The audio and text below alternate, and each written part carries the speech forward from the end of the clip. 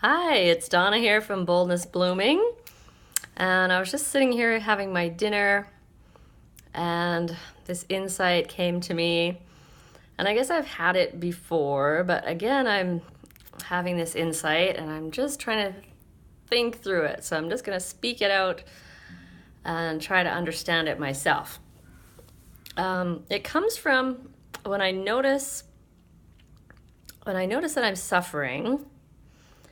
And suffering is basically either the wanting or the not wanting of something. And right now for me, it's a little bit of hay fever. And so I was, this sucks. Oh my God. Blah, blah. The complaining kind of suffering mind. And I was just thinking, like, this is, my longing to be really, really healthy, that these things don't hold me back.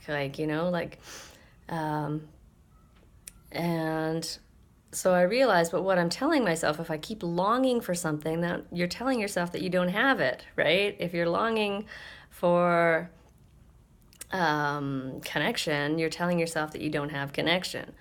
So if you're really wanting, in a wanting kind of state, then it's like you're telling yourself the opposite, that you don't have it. So that's why it's so important to do like visualizations and things and imagining that you already have it and how that feels to you to already have what it is that you're wanting.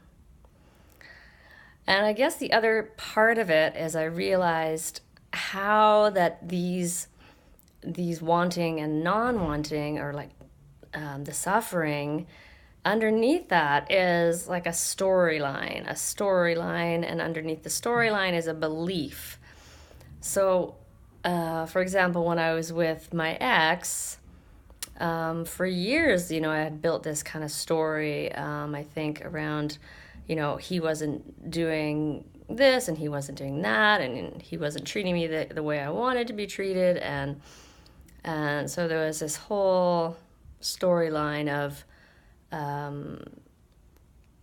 not being loved, really, not being loved. I think what it came down to, and so that fed the story that I'm not worthy. I'm not worthy of love. I'm not lovable. And then my so I kept suffering because I kept wanting, but the wanting was feeding my belief that I wasn't lovable or not worthy of it. And so it wasn't until I changed my belief, and, it took deep work to really realize, oh, I am worthy. I am lovable. And when that belief became strong enough in me, then I was able to let go of my ex, because he was not fitting my beliefs anymore. My beliefs were I'm worthy and I'm lovable, and he was not offering the kind of behavior that would feed those beliefs, these new positive beliefs.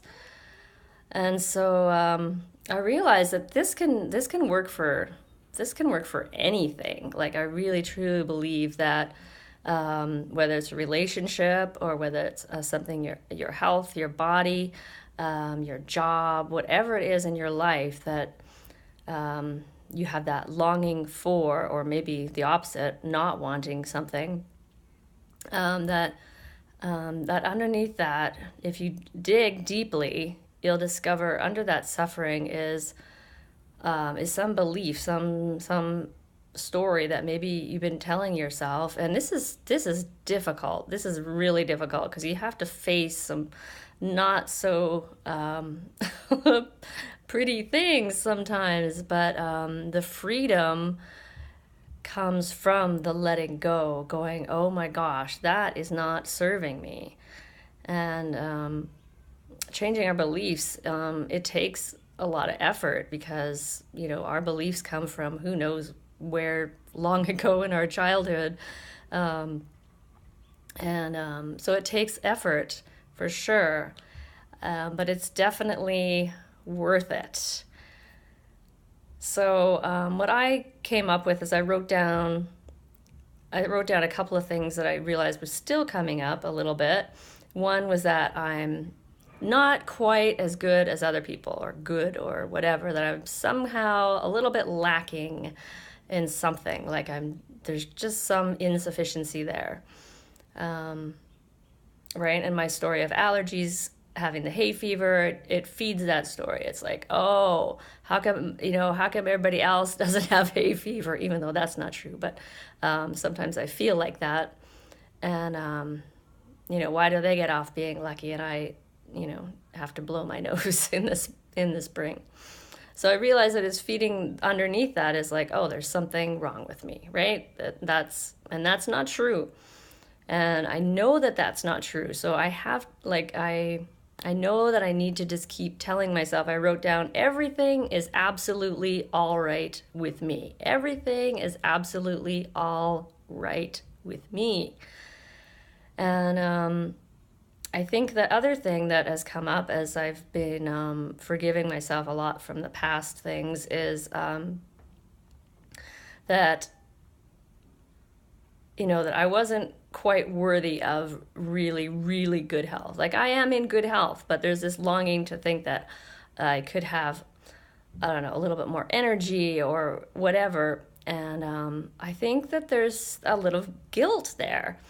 And yeah, so I guess the last one was the feeling behind that was the shame, right? The shame of something wrong with me. For this one, it's more like a guilt. It's like I did something wrong in the past.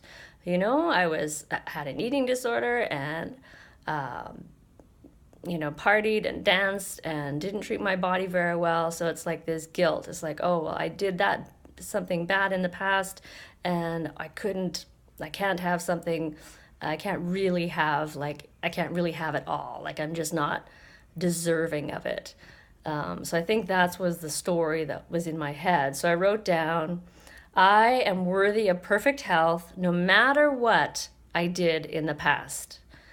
Right? And I thought how silly it would be if I thought, oh, well, when I was 5 years old, I did something, and if I held that against myself now, it would seem absolutely insane, right? And that's, I think of that quote that I have in my email. The Buddha said, each morning we are born again, and it's what we do today that matters most. And the more I tell myself, the more I really realize this truth, and it's, there is no past. There's no past. There's no future. There really, truly is only this moment.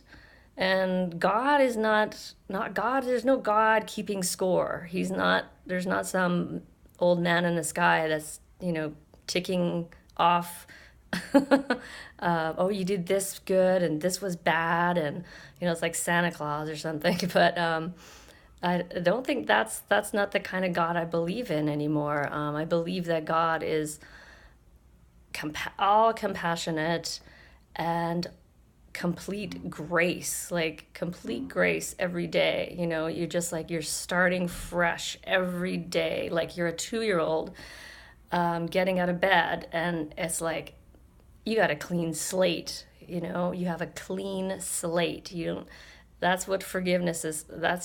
I think forgiveness is so key to this spiritual growth. So that was my insight, and I hope that made a little bit of sense. And yeah, please let me know your thoughts on that. And yes. Have a wonderful evening.